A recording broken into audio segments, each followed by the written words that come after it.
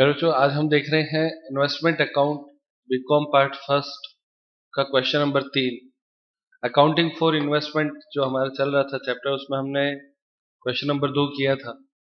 उसी सीरीज में continue same question है। इसमें दिया हुआ है 1 अप्रैल 2017 को पंकज के पास RIL के 9% ऋण पत्र थे। तो इन्वेस्टमेंट अकाउंट का जो नाम है वो हो जाएगा 9% डिबेंचर अकाउंट, ठीक है, जिसका अंकित मूल्य 10,000 रुपए था। ये ओपनिंग बैलेंस है उसका। 1 अप्रैल को है तो क्या हो गया, ओपनिंग बैलेंस। ये इसकी नॉमिनल प्राइस हो गई, अंकित मूल्य, फेस वैल्यू। और कॉस्ट कितनी है इसकी, 8,000 है। जबकि इसी तिथि को बाजार मूल्य 9,000 रुपए था।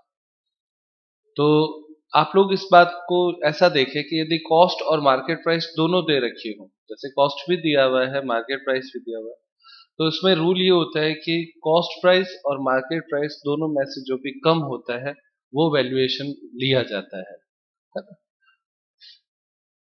आप लोगों को शायद ये भी पता होगा, ये अकाउंटिंग की कौन सी अवधारणा ऐसी है जो ये कहती है कि ऐसा करो। तो उसका आंसर है कंजर्वेटिव। कंजर्वेटिज्म ये कहता है कि अगर लॉस है तो उसको तुरंत लिख लो, और प्रॉफिट है तो उसको होने पे ही लिखो। मतलब दो पैरामीटर है, प्रॉफिट को होने की संभावनाओं पे नहीं लिखते और हानि को होने की संभावनाओं पे भी लिख लिया जाता है। एक जनरल बात है, तो आप इसको ये याद रखेंगे, ठीक है ना। और वैसे अकाउंटिंग स्टैंडर्ड अलग है इसका, दोनों अलग अलग चीजें हैं। ब्याज प्रतिवर्ष 31 दिसंबर को देय है। अब आप देखो, इसमें एक बार ही देना है, केवल साल में एक बार है, 31 दिसंबर को। उन्होंने 2,000 रुपए के अंकित मूल्य के ऋण पत्रों को ब्याज सहित 1,900 रुपए में 1 दिसंबर 2017 को बेच दिया। तो सेल आ गया। एक ही ट्रांजैक्शन हुआ है अभी तक, ओपनिंग बैलेंस के बाद में सेल हुआ। 1 जनवरी 2018 को 6,000 रुपए अंकित मूल्य के ऋण पत्र 5,800 में क्रय किए। ये दूसरा ट्रांजैक्शन हुआ। और 31 मार्च 2018 को ऋण पत्र का बाजार मूल्य ये आपके 90 रुपए था। मार्केट प्राइस दे रखी है, तो हम जब कॉस्ट प्राइस निकालेंगे ना, वैल्यूएशन करेंगे, तो उस समय कंपैरेटिव स्टेटमेंट बनाना। पंकज की पुस्तकों में विनियोग खाता और ब्याज खाता बनाइए, यह मानते हुए कि क्रय विक्रय मूल्य पर 2% की दर से दलाली देय है। आप देखिए, सिंपल क्वेश्चन है। अब इसको भी हम उसी तरीके से सॉल्व करेंगे जैसे हमने कल किया था। हम पहले सीक्वेंस बनाएंगे पूरे, फिर सीक्वेंस के आधार पर इसको सॉल्व करेंगे, डेट वाइज क्रोनोलॉजिकली क्वेश्चन को लिखना है वापस एक बार शॉर्ट में, फिर सॉल्व करेंगे। वैसे ट्रांजैक्शन के पॉइंट ऑफ व्यू से अगर हम काउंट करना चाहें तो सबसे पहला हो गया आपका ओपनिंग बैलेंस, उसके बाद में आपके बेचा है पहले तो सेल, फिर उसके बाद में परचेज, उसके बाद में क्लोजिंग। तीन तो दिख रहे हैं। ब्याज की डेट इन दोनों के बीच में आ रही है, तो वो इंटरेस्ट इंसर्ट कर देंगे। तो ये इतने ही ट्रांजेक्शन इसमें होते हैं। तो 1 2 3 4 और 5, और क्लोजिंग पे 2 होते हैं, एक और हो जाएगा 6। तो टोटली 6 वर्किंग नोट हमारे इसमें बन जाएंगे, ठीक है। क्वेश्चन पढ़ते ही, सिंपल क्वेश्चन है। ये क्वेश्चन भी आपके 8 नंबर के क्वेश्चन में पूछा जाता है। छोटा क्वेश्चन हो गया। ट्रांजेक्शन 2 हो गए ना। कल जो हमने किया उसमें 4 ट्रांजेक्शन थे, 2 बार खरीदा 2 बार बेचा। इसमें एक बार ही खरीदा है और एक बार ही बेचा है, तो छोटा सवाल हो गया, हाफ हो गया। हाफ हो गया तो 8 मार्क्स में आपके ये पूछा जा सकता है, इंपॉर्टेंट हो गया। ये सारा आपके इंग्लिश में यहाँ पे ये क्वेश्चन दिया हुआ है, आप रीड कर सकते हैं। अब हम इसका सॉल्यूशन करेंगे, देखते हैं बच्चों। तो बच्चों, क्वेश्चन नंबर 3 का सॉल्यूशन इस तरीके से है। अकाउंटिंग फॉर इन्वेस्टमेंट हेडिंग कर दिया। हमें पहले वर्किंग नोट बनाने होंगे, और वर्किंग नोट से भी पहले हमें एक सीक्वेंस बनानी है कि इसको करना कैसे है। तो सबसे पहले आपके जो तारीख है वो है 1 अप्रैल। 1 अप्रैल को ओपनिंग बैलेंस दिया हुआ है। ये आपका फर्स्ट ट्रांजैक्शन होगा। सेकंड ट्रांजैक्शन आपकी किस चीज का होगा, ओपनिंग बैलेंस के बाद में इसने बेचा है। तारीख क्या है उसकी, बेचने की तारीख 1 दिसंबर। 1 दिसंबर सेल है, सही है। फिर तीसरा ट्रांजैक्शन परचेज किया, वो कब है, 1 जनवरी परचेज है। और फिर चौथा ट्रांजैक्शन 31 मार्च क्लोजिंग आ जाएगा, और क्लोजिंग में दो काम होते हैं, वैल्यू और दूसरा एक्रूड इंटरेस्ट। ठीक है, अब आपकी ब्याज की डेट 1 दिसंबर और 1 जनवरी के बीच में आती है, तो यहां पे आप इसमें लिखेंगे इंटरेस्ट रिसीव्ड। ठीक है, और यहां पे भी एक्रूड स्लैश करके एक्रूड इंटरेस्ट और लिख दो, क्योंकि ये भी डेट 1 अप्रैल है। ये आपके सारे ट्रांजैक्शन का सिस्टम आ गया। हमने कल जो क्वेश्चन किया था उसमें भी यही काम किया था कि हम पहले सीक्वेंस ले लेते हैं ताकि लाइन टू लाइन हर ट्रांजैक्शन पूरा होता रहे। तो और ये सीक्वेंस डेट वाइज होती है, डेट वाइज सारा लिखना है। ब्लू कलर से जो मैंने लिखे हैं वो आपको ध्यान रखना है, इंटरेस्ट की डेट जहां आती है उसको वहां पे बीच में डाल दो ताकि याद रहे कि बीच में यहाँ पे इंटरेस्ट है। और एक्रूड इंटरेस्ट ओपनिंग और क्लोजिंग दोनों में बनता है, तो वो अपने को लिखना है। ठीक है प्यारे बच्चों, अब इस सीक्वेंस में सबसे पहला ट्रांजैक्शन आपका आ गया 1 अप्रैल ओपनिंग बैलेंस। तो working note first, opening balance कितना दे रखा है, तो उसका नॉमिनल प्राइस वो तो है 10,000। फिर आपके कॉस्ट, हमने ये तो तय कर लिया कि मार्केट प्राइस और कॉस्ट प्राइस से जो कम है वो लेना है, तो सीधा कॉस्ट ही लिखेंगे। यहाँ पे कितना है 8,000, और एक्रूड इंटरेस्ट और यहाँ पे निकालना पड़ेगा। तो एक्रूड इंटरेस्ट में कोई दिक्कत ही नहीं है, 10,000। ठीक है, इनटू कितना परसेंट है, 9% है क्या, 9% इंटू ब्याज आपको 31 दिसंबर को मिला था, तो जनवरी फरवरी और मार्च 3 महीने का ब्याज लेना है, तो 3/12 कितना होता है, 225। इसे आप बॉक्स में बंद कर लो। अब आप देखो आपके 3 ट्रांजैक्शन आ गए, नॉमिनल प्राइस, कॉस्ट और इंटरेस्ट। ये 3 चीजें हमें एक ही सीक्वेंस में लिखने के लिए चाहिए। ये आपका वर्किंग नोट फर्स्ट हो गया। किस किस को समझ में आया, हाथों पे करेंगे एक बार। ठीक है, अब उसके बाद में नंबर 2 सेकंड वर्किंग नोट। तो वर्किंग नोट नंबर 2, ये आपके ये ट्रांजैक्शन पूरा हुआ, मैंने इसको कंप्लीट करा है। सेकंड ट्रांजैक्शन 1 दिसंबर को सेल है, ये देखते हैं। तो लिखो सेल प्राइस, सेल प्राइस। तो सेल प्राइस आपको कितना दिया हुआ है बेटा, कितना बेचा, कितने में बेचा, ये चीज दो बातें तो अपने को चाहिए होती है। तो इसने बेचा कितने में है, 1900 रुपए में, लिखा हुआ है ना। सेल प्राइस सीधा ही दे रखा है, काउंटिंग नहीं दिया, तो ये तो और आसान है।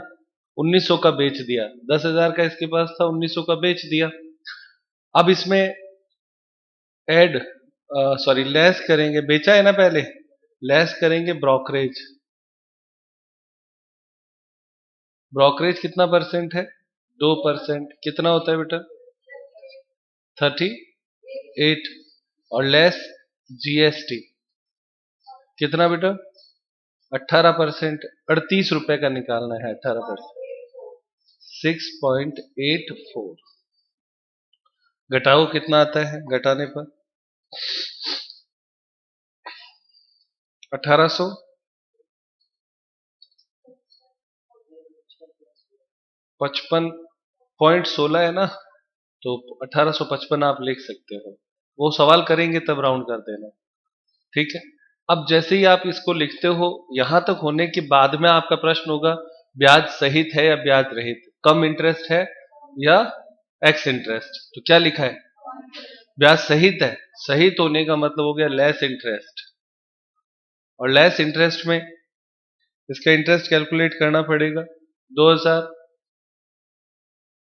इंटू कितना परसेंट है, 9%, इंटू इससे पहले ब्याज कब मिला था,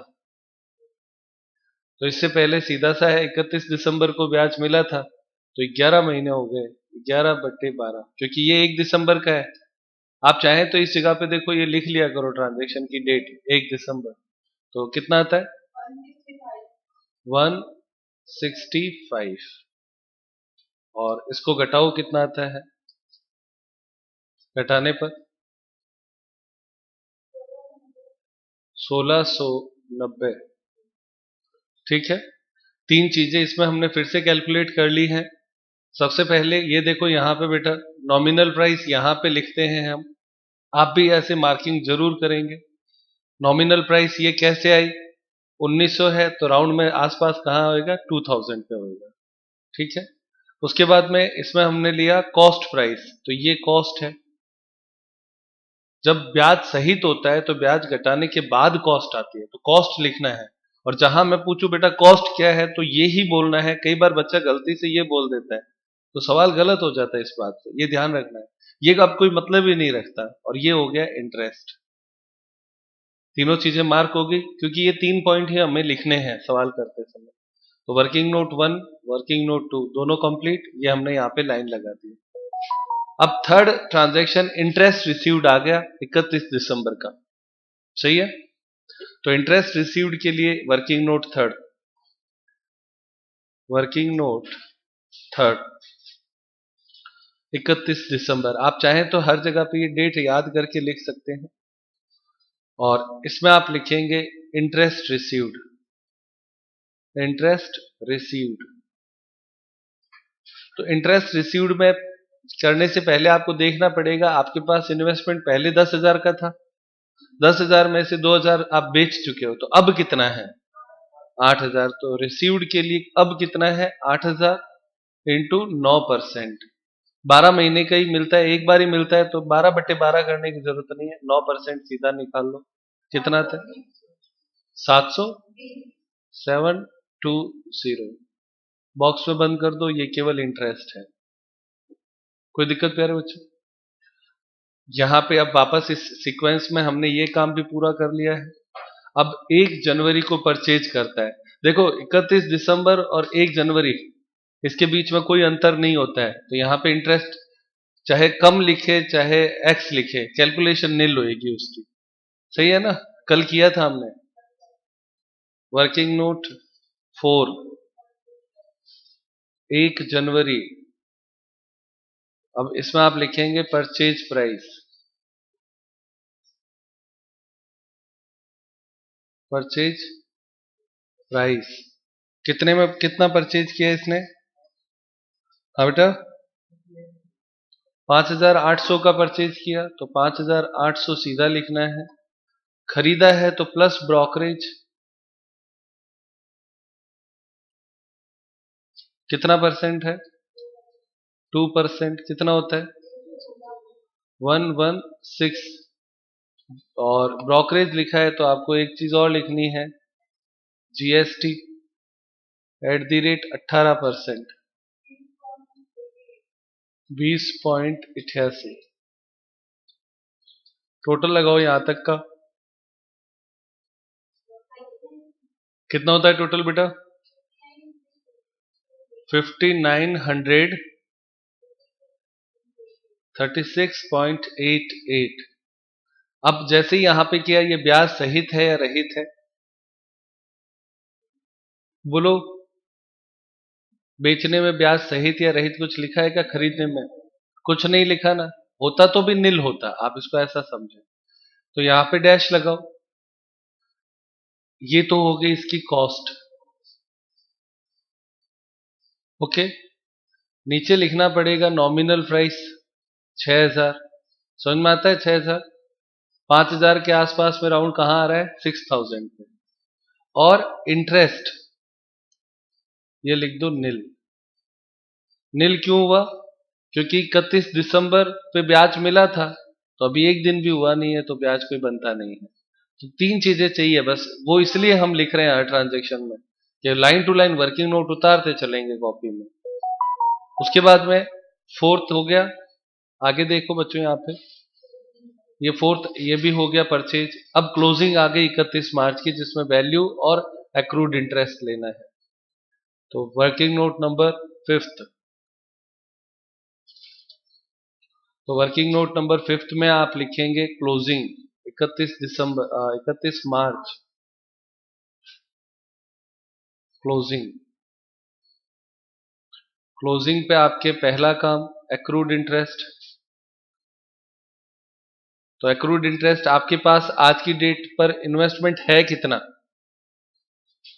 तो यहां पे देखना पड़ेगा 8,000 यहां तक था, इंटरेस्ट रिसीव्ड पे देख लिया करो क्योंकि उस समय हम ऊपर की गणित लाए हुए होते हैं। तो 8,000 यहां तक था, फिर आपने 6,000 का और खरीद लिया, 8 और 6 14,000 हो गया। तो यहाँ पे लिखें कि accrued interest 14,000 into 9% into 3/12, opening और क्लोजिंग 3/12 से ही आएगा, सेम होता है, मतलब वो तो गैप ड्यूरेशन वही होएगा। कितना होता है? हाँ बेटा 315 रुपए, ये आपका एक्रूड इंटरेस्ट हो गया। ओके, अब उसके बाद में सेकंड आपका आएगा वैल्यू ऑफ इन्वेस्टमेंट, ब्रैकेट में लिख दो FIFO, फीफो मेथड से हम करेंगे। अब कुछ लिखा हुआ नहीं है प्रश्न में, तो अंडरस्टूड है फीफो मेथड ही होता है। ठीक है, अब आप इसको देखें, कल भी हमने सीखा था, आज फिर से देख रहे हैं। हमारे पास 14,000 का विनियोग बचा। ओके, इस 14,000 का हमें वैल्यूएशन निकालना है। तो हमारे पास एक तो ओपनिंग था, कितना था ओपनिंग? 10,000 का। उसके बाद में हमने सेल किया, कितना? 2,000। और फिर हमने परचेज किया, कितना? 6,000। यही तो था। 10,000 में से 2,000 बेच दिया, तो इसमें से बचा कितना? इसमें से 8,000 बचा। और ये 6,000 आपका एज इट इज पड़ा है पहले से, 8,000 ये, और ये एज इट इज ही पड़ा है ना, तो इसकी कॉस्ट तो सीधे ही ले लेंगे।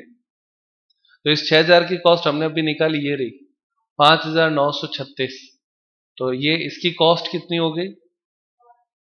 5,937 कर दो, 37 हो गया। समझ में आता है? ये 6,000 एज इट इज पड़ा है ना। वापस एक बार चेक करो, 10,000 पहले वाले में से पहले वाला बेचा, तो 10,000 में से 2,000 का बेच दिया, तो बचा कितना? 8,000। तो इस 8,000 की वैल्यू और निकालनी पड़ेगी, तो वो हम और कैलकुलेट करते हैं। यहाँ पे देखो, इस 8,000 की वैल्यू कैसे निकालेंगे? तो हम कहेंगे भैया 10,000 की वैल्यू कितनी थी, तो 10,000 की वैल्यू 8,000 दे रखी थी, तो 8,000 बट्टे 10,000 इंटू बचा कितना है? 8,000। कितना होएगा? कितना होएगा? 6,400। अब इन दोनों की टोटल लगा लो, इन दोनों की टोटल सही है ना। 10,000 की कॉस्ट थी 8,000, तो 8,000 की कॉस्ट कितनी होगी? ये तरीका है इसका। आप लोगों ने ये चीज पढ़ी होगी बचपन में। 8,000 किसकी कॉस्ट थी? 10,000 की, तो 8,000 की कितनी होगी? तो 8,000 बटे 10,000 इंटू 8,000। जो बचता है ना शेष, देखो आप यहां पे चाहे तो लिख सकते हैं, बैलेंस ये है, ये कॉस्ट है, ये नॉमिनल प्राइस है। आप चाहे तो ये फॉर्मूला भी बना सकते हैं, कॉस्ट बटे नॉमिनल प्राइस इंटू शेष, बैलेंस जो है, याद रहेगा। अगर किसी को नहीं याद होता है तो ऐसे कर सकता है। तो 6,000, इन दोनों की टोटल कितनी होगी बेटा? 12,337। ये आपके कॉस्ट प्राइस हो गए, है ना। अब आपको एक और काम करना है, मार्केट प्राइस दिए हुए है। मार्केट प्राइस कितनी है? 90 रुपए दिया हुआ है ना। तो 14,000 इंटू 90/100 कितना होता है? 14,000 कहां से आया? ये इसी का ही मार्केट प्राइस निकालना है, कितना होता है? 12,600। आ गया दोनों। मार्केट प्राइस है 12,600, कॉस्ट प्राइस है 12,337। कम कौन है? लिखो दोनों में से, इंग्लिश वाले इंग्लिश में लिख लेना, दोनों में से जो कम है उसे लिया जाएगा। तो कॉस्ट प्राइस को हम वैल्यू का आधार ले लेंगे, तो कॉस्ट बराबर 12,337, ये आपके इसकी वैल्यू बनेगी। हो गया सारा सवाल वर्किंग नोट में। अब हमें अकाउंट बनाना है, ठीक है प्यारे बच्चों। तो अकाउंट हम टेबुलर फॉर्म में बनाएंगे। तो टेबल बनाते हैं, देखो एक ऐसी एक टेबल बना लो। 3 कॉलम आप इसमें बनाएंगे अमाउंट के।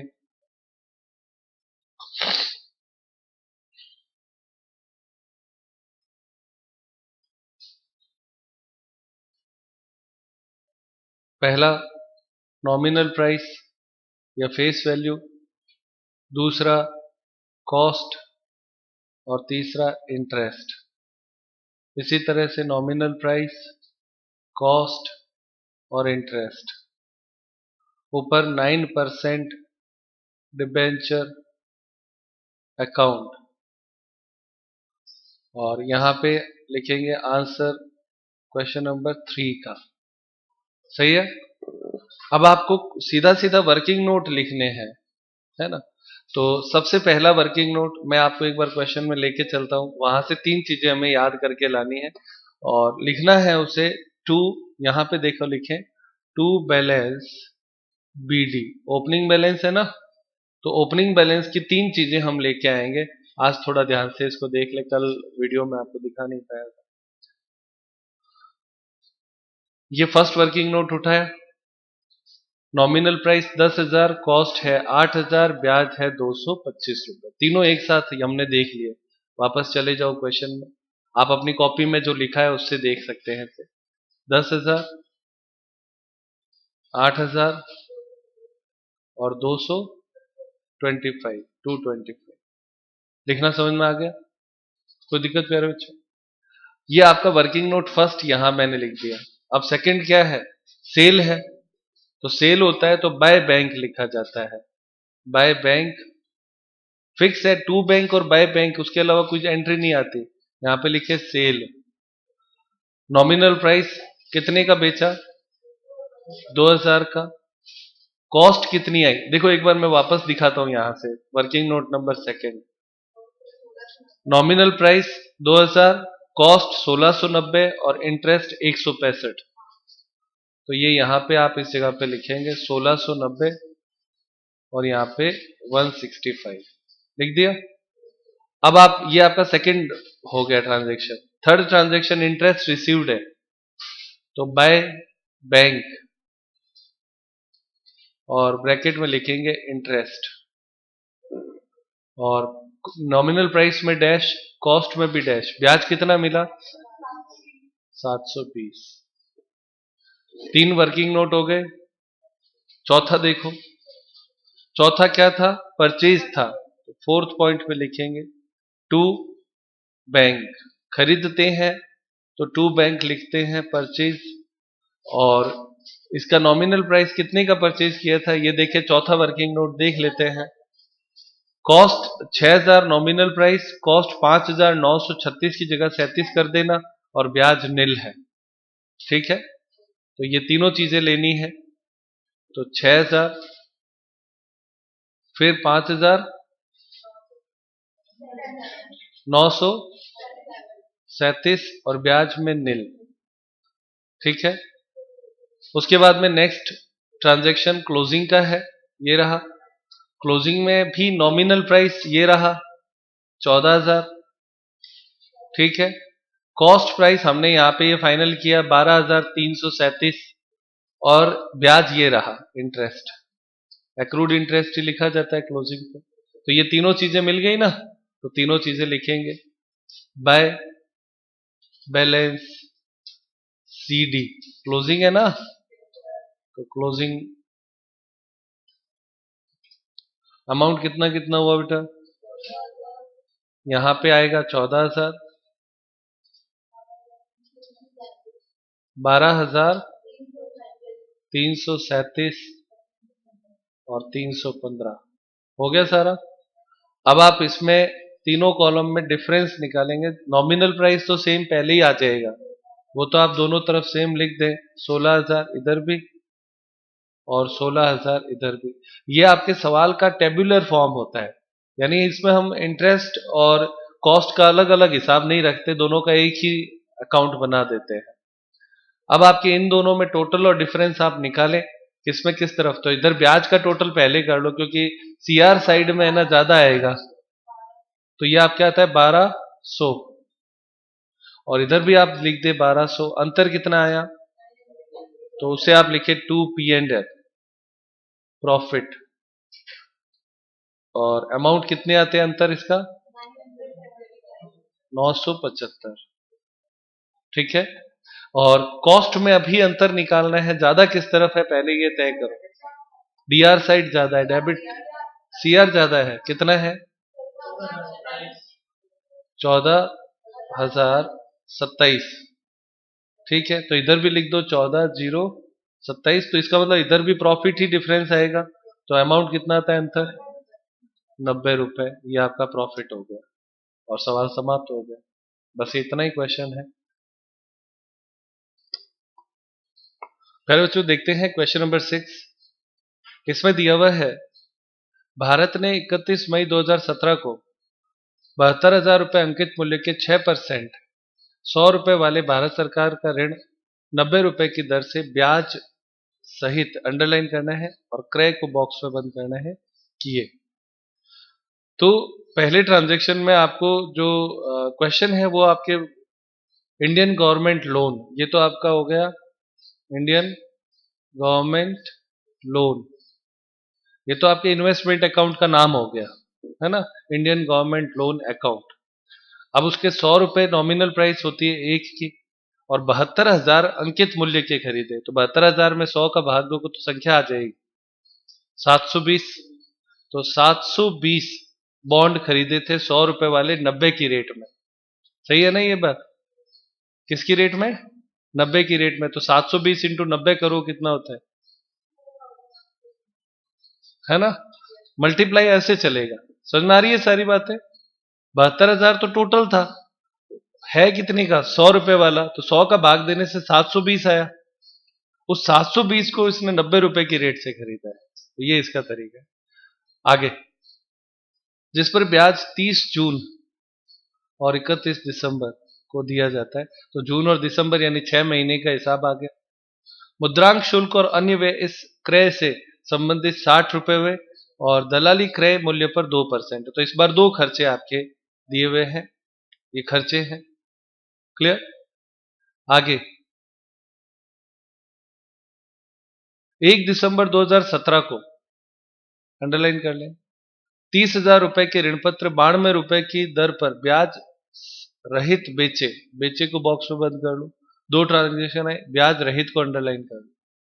दलाली की दर वही है जिस जबकि विक्रय पर व्यय 25 रुपए हुआ, माइनस का निशान लगा। 31 दिसंबर 2017 को 20,000 रुपए के अतिरिक्त ऋण पत्र 91 रुपए की दर से ब्याज रहित उसी दलाली पर क्रय किए, अंडरलाइन कर ले क्रय, जबकि क्रय पर व्यय 40 रुपए हुआ था, वापस क्रय किया है उसी दर से।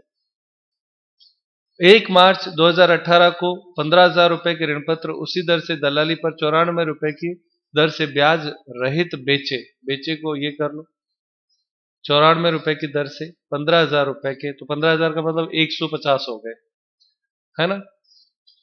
व्यय 40 रुपए हुआ था, और 31 मार्च 2018 को ऋण पत्र का बाजार मूल्य 90 रुपए था, ये लास्ट में काम आएगा मार्केट प्राइस। 31 मार्च 2018 को समाप्त वर्ष के लिए भारत की पुस्तकों में विनियोग खाता और ब्याज खाता बनाइए, ये आपके एमजीएस यूनिवर्सिटी बीकानेर 2013 में आया। कितने 4 ट्रांजेक्शन है, ओपनिंग बैलेंस इसमें है नहीं, तो एक ट्रांजेक्शन कम हो गया है ना। तो 4 में परचेज कितनी बार है, पहला क्रय एक यहां पे आया, फिर बेचा, फिर क्रय किया और फिर बेचा, परचेज सेल 2 बार हुआ है, और उनकी प्राइस दे रखी है, ब्याज सहित ब्याज रहित दे रखा है, खर्चों में दो दो खर्चे दे रखे हैं, ठीक है। सीक्वेंस बनाएंगे और फिर इसे सॉल्व करें, देखते हैं। तो बच्चों क्वेश्चन नंबर 6 का आंसर देखेंगे, इन्वेस्टमेंट अकाउंट बनाना है, उसका फ्लो चार्ट हम ले रहे हैं। सबसे पहले पहला ट्रांजैक्शन परचेज है, तारीख क्या है इसकी 31 मई परचेज है, और नंबर 2 सेकंड ट्रांजैक्शन क्या है, हाँ बेटा तारीख बोलना पहले, हाँ बेटा दिसंबर, और ये आपके सेल है। फिर उसके बाद में तीसरा ट्रांजैक्शन 31 दिसंबर परचेज है। फिर चौथा ट्रांजैक्शन 1 मार्च सेल है। और पांचवा ट्रांजैक्शन क्लोजिंग 31 मार्च है। उसमें दो काम करने होते हैं, वैल्यू और फीफो मेथड से। दूसरा एक्रूड इंटरेस्ट, एक्रूड इंटरेस्ट ब्याज की दो डेट बीच में इंसर्ट करनी है। कौन कौन सी तारीख को ब्याज मिलता है? 30 जून, और तो मई के बाद में जून आता है, तो यहां पे इंटरेस्ट। और उसके बाद में 31 दिसंबर है, तो 31 दिसंबर आप परचेज कर रहे हो, यहां पे आप बीच में इंसर्ट कर दो इंटरेस्ट, क्योंकि जो परचेज करोगे तो उसका तो इंटरेस्ट वैसे ही कोई काम का नहीं होगा। अब इसमें यहां पे होता है कि सर 31 दिसंबर को हमने परचेज किया, तो इंटरेस्ट हमें इस परचेज पे भी मिलेगा क्या, ये एक प्रश्न आएगा। तो इंटरेस्ट की डेट इसके बाद वाले पे डालो, 31 दिसंबर इंटरेस्ट, ताकि गलती नहीं हो, इस पे भी मिलेगा। 31 को आपके खाते में आ गया तो ब्याज आपको ही मिलेगा। ठीक है, 31 दिसंबर को इंटरेस्ट मिलना है तो उसके नीचे लेना है उसको, ताकि इस परचेज पे भी ब्याज मिलेगा। उस एंट्री में तो नहीं आ सकता है, ठीक है ना, सेम डे का या पीछे की डेट का, लेकिन यहाँ पे आ जाएगा। हो गए सारे ट्रांजेक्शन क्लियर? 1 2 3 4 5 6 7 और दो इंटरेस्ट के, 9 ट्रांजेक्शन आपके हुए। इस सीक्वेंस में हम सॉल्व करते हुए चलेंगे। सबसे पहला हमारा परचेज 31 मई का है, तो पहला वर्किंग नोट ले लो। Working note first, purchase price, तारीख है 31 मई। कितने में परचेज किया है इसने?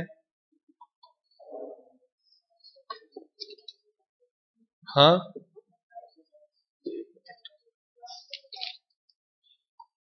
छह नंबर क्वेश्चन है। परचेज किया इसने 72,000 का परचेज किया, तो 72,000 को ऐसे 72,000 ही लिखना है। कितने में परचेज किया?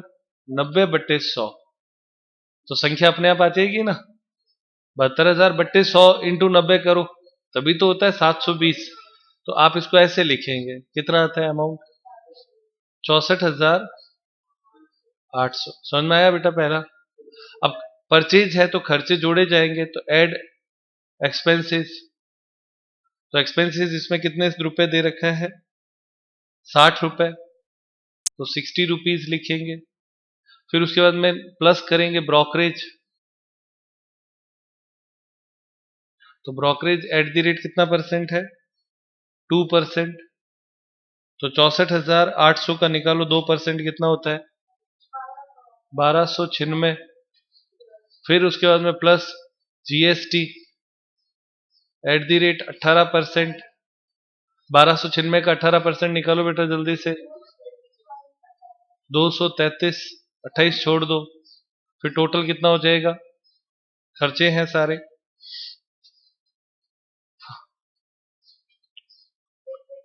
66,389। ये करने के बाद प्रश्न करो ब्याज सहित है या रहित है, कम इंटरेस्ट है या एक्स इंटरेस्ट है? सहित है, तो लेस कम इंटरेस्ट, ये लिख देता हूं शब्द ताकि याद रहेगा। लेस केवल कम इंटरेस्ट ही होता है। तो 72,000 नॉमिनल प्राइस इंटू कितना परसेंट ब्याज है इसमें? हाँ बेटा, 6%। अब ये डेट 31 मई है, तो 31 मई से पहले आपको जो ब्याज 31 दिसंबर को मिला हुआ है, तो जनवरी फरवरी मार्च अप्रैल और मई 5 महीने का लेंगे। 5/12 कितना होता है बेटा? 1800। घटाओ कितना आता है? 64589। अब इसमें तीन चीजें आपको मिल गई। ये रही nominal price NP, face value भी बोलते हैं इसको नॉमिनल प्राइस को। ये हो गया आपका इंटरेस्ट और ये हो गई आपके कॉस्ट। तीनों ट्रांजैक्शन एक ही लाइन में आपने ले लिए। नंबर 2 देखें, सेकंड सेल प्राइस। तो सेल प्राइस आपकी तारीख कितनी है, पहला ट्रांजैक्शन मैंने यहाँ पे क्रॉस कर दिया है। सेल प्राइस से पहले इंटरेस्ट आ गया, तो सेल प्राइस देखो हमने सेल लिखा ना, तुरंत ही पता चला नहीं भैया यहाँ पे इंटरेस्ट आ रहा है, तो वो सीक्वेंस बनाने से हमें पता चल जाता है। लिखो इंटरेस्ट रिसीव्ड, तो इसके पास 72,000 के हैं और उस पर कितना परसेंट मिलेगा, 6% इंटू 6/12, कोई गणित लगानी नहीं है, कितना होता है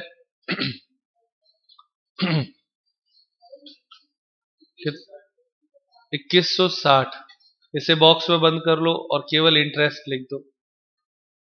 सेकंड ट्रांजैक्शन हो गया, ये यहाँ पे इस पे लाइन लगा दो कि भैया ये भी हो गया। 1 दिसंबर को सेल है, तो ये तारीख थी आपके 30 जून, है ना। अब उसके बाद में अगला लिखो, 1 जून था या 30 जून था, 30 जून था। थर्ड सेल प्राइस, तो सेल प्राइस कितना दे रखा है बच्चों,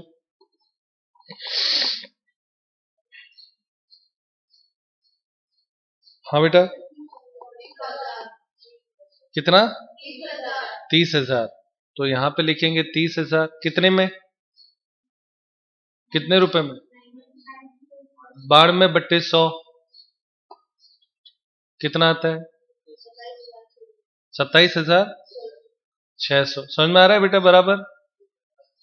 300 में 100 का भाग देने से संख्या आ गई, 30,000 में 100 का भाग देने से 300, और 92 की रेट से खरीदा है तो 92/100 लिख देते, ही हो गया। सेल है तो लेस एक्सपेंसेस, तो एक्सपेंसेस आपके दिया हुआ है 25 रुपए, घटाना है। लेस ब्रोकरेज 2%, 27,600 का 2% 552 ब्रैकेट में, और लेस जीएसटी @ 18% 552 का। हाँ तो कितना हो गया, 99 लिखो ना, 36 रहने देते हैं। ये सब घटाओ क्योंकि बेचते हैं तो खर्चा घटाया जाता है। कितना आता है बेटा जल्दी बताए, स्पष्ट बोला करो। 26,924। अब ये करने के बाद में ब्याज सहित है या रहित है, एक्स इंटरेस्ट है ना, एक्स इंटरेस्ट होते ही डबल लाइन लगा दिया करो और यहां पे ही शब्द लिख दिया करो कॉस्ट, लेकिन सीधा यहां पे कैलकुलेट करोगे इंटरेस्ट।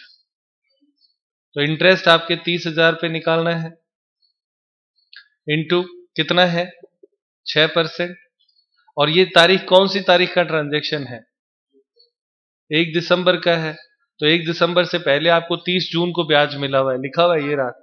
तो जून के बाद में जुलाई, अगस्त, सितंबर, अक्टूबर, नवंबर, 5 महीने हो गए 1 दिसंबर के लिए, तो इंटू 5/12, तो 750 आपके आया। इसे आप बॉक्स में बंद कर लो। अब तीन चीजें यहां पे भी मार्क करने के लिए हमारे पास हो गई, नॉमिनल प्राइस, कॉस्ट और इंटरेस्ट। ये तीनों चीजें हमें चाहिए थी, तीनों आ गई। अब अगले ट्रांजैक्शन देखते हैं। यहां पे पहले मैं सीक्वेंस में आता हूं, सेल भी हो गया।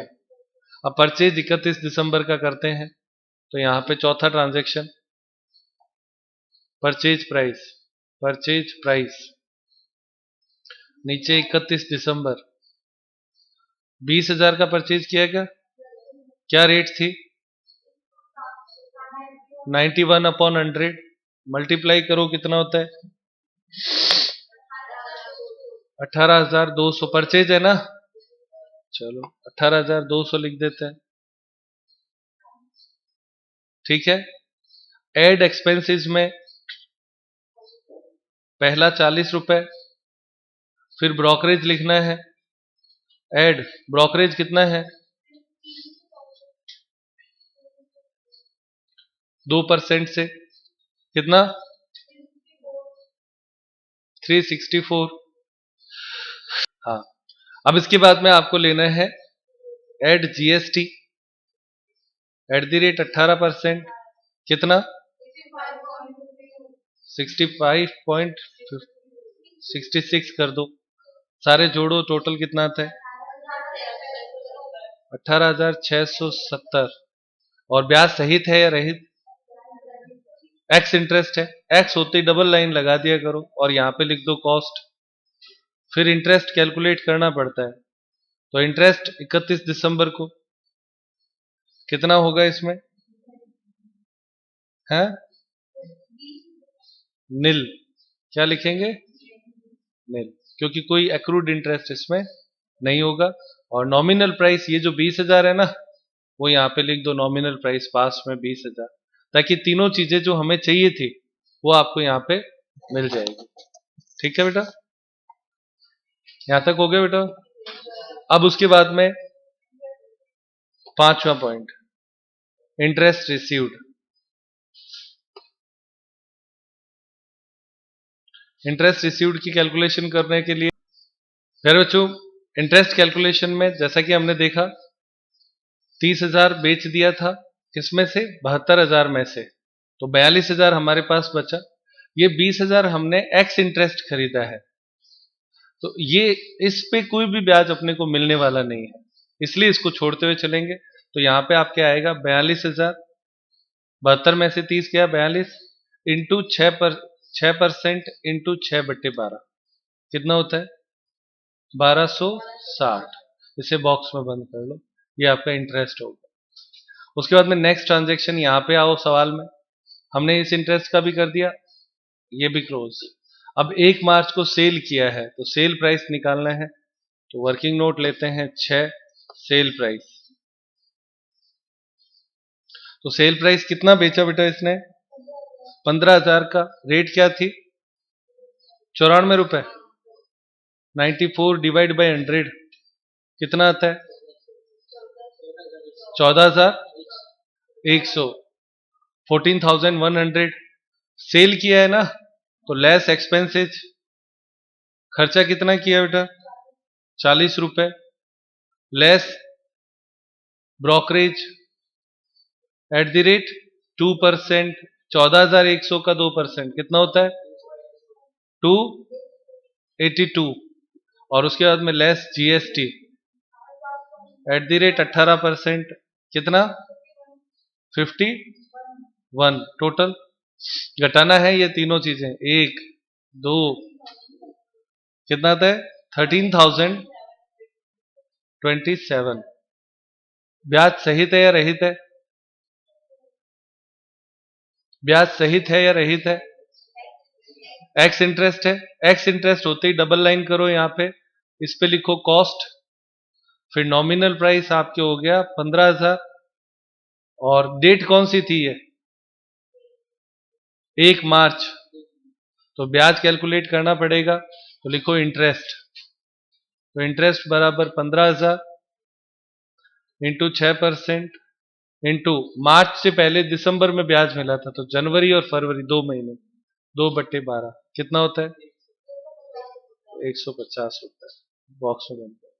तो तीनों चीजें आ गई, नॉमिनल प्राइस कॉस्ट और इंटरेस्ट। उसके बाद में 7वां पॉइंट, हाँ बेटा क्लोजिंग। क्लोजिंग में 2 पॉइंट होंगे, पहला एक्रूड इंटरेस्ट, तो आपके पास क्लोजिंग बैलेंस है कितना, ऊपर 42,000 था, 42,000 में ये 20,000 हमने जोड़ा हुआ नहीं था, तो वो आप जोड़ लो, तो 42 और 20 62,000, इस 62,000 में से 15,000 बेच दिया, तो पीछे कितना बचा 47,000, तो 47,000 लिखो इंटू 6% इंटू 3/12, एक्रूड इंटरेस्ट कितना आता है 705 रुपए, कैलकुलेट करके लिख दो। और उसके बाद में सेकंड पॉइंट अपना आएगा value of investment, FIFO method. ठीक है, तो वैल्यू ऑफ इन्वेस्टमेंट में सबसे पहले आपके पास था कितना, एक तरफ परचेज लिखो, एक तरफ सेल्स लिख लो। पहले परचेज किया आपने 70 का, फिर आपने बेचा कितने का, 30 का, सही है ना। उसके बाद में फिर परचेज किया कितना, 20 का, और फिर बेचा कितना, हाँ 15। सही है ना, यही तो थे 4 ट्रांजेक्शन।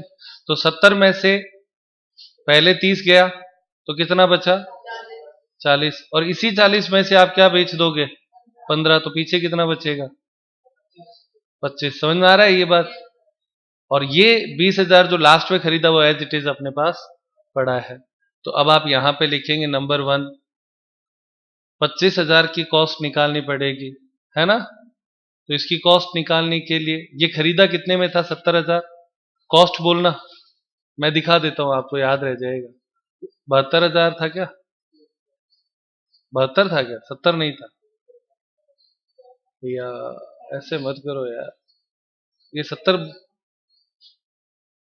कोई नहीं मैं वापस चेंज करता हूँ। 72,000 था, उसमें से 30 गया तो 42 बचा, 42 में से 15 गया तो 27 बचा, ठीक है। 70 बोला था किसी ने मेरे हिसाब से, लिखा तो तुरंत सुधार करवाना था, कोई नहीं चलता है, कोई फर्क नहीं पड़ता, सुधार अपना ही, अपना कॉपी अपना रजिस्टर करते रहेंगे। हाँ बच्चों, एक बार दोबारा से इसको अपडेट कर ले। 72,000 था, उसमें से 30 बेचा तो बचा 42,000, ठीक है, और 42 में से 15 बेचा तो बचा 27,000। तो 27,000 की कॉस्ट यहाँ पे निकालनी है। और आप लोग थोड़ा सा संख्या बोलते समय ध्यान रखें, गलती हो तो तुरंत बता दो। तो 27,000 की कॉस्ट कैसे निकालेंगे, तो पहले तो ये था 72,000 में से, और उसकी कॉस्ट कितनी थी हमने देखी अभी, 72,000 की कॉस्ट, ये देखो बच्चों यहाँ पे मैं दिखाता हूँ वापस। हाँ मैं अभी लेता हूँ, कॉस्ट शब्द जहां लिखा है वो ही कॉस्ट है, 64,589 है, ठीक है। तो ये यहां पे लेंगे 64,589, ये कितने का था, 72,000 में से था, तो 72,000 इंटू शेष कितना बचा, 27,000। अब ये फॉर्मूला हमने बनाया था अभी, cost upon nominal price into balance यानी शेष, ये फॉर्मूले से हमने लिया, कितना आता है, 24,221। और सेकंड 27,000, तो ये इसका बैलेंस हमने निकाल लिया, 20,000 अभी भी अपने पास एज इट इज पड़ा है, तो 20,000 की कॉस्ट और निकालनी पड़ेगी। तो उसकी कॉस्ट कितनी होगी, उसके लिए निकालने की कोई जरूरत नहीं, सीधा आप ट्रांजैक्शन में चले जाओ। ये रहा परचेज, परचेज 18,670 कॉस्ट वाला लेना है, तो 18,670 टोटल लगाओ बेटा, 46,800, 42,891, 42,891 हो गया बच्चों, इतना ही है, कोई दिक्कत, सारी चीजें आ गई। अब आप इसका आगे का काम घर पे करेंगे। अकाउंट HW है, वो आपको पिछले सवाल में सिखाया था कि अकाउंट कैसे बनता है, ट्रांजैक्शन से लिखते चलना, बस आपका सवाल हो जाएगा। तो आज की क्लास यही समाप्त करते हैं।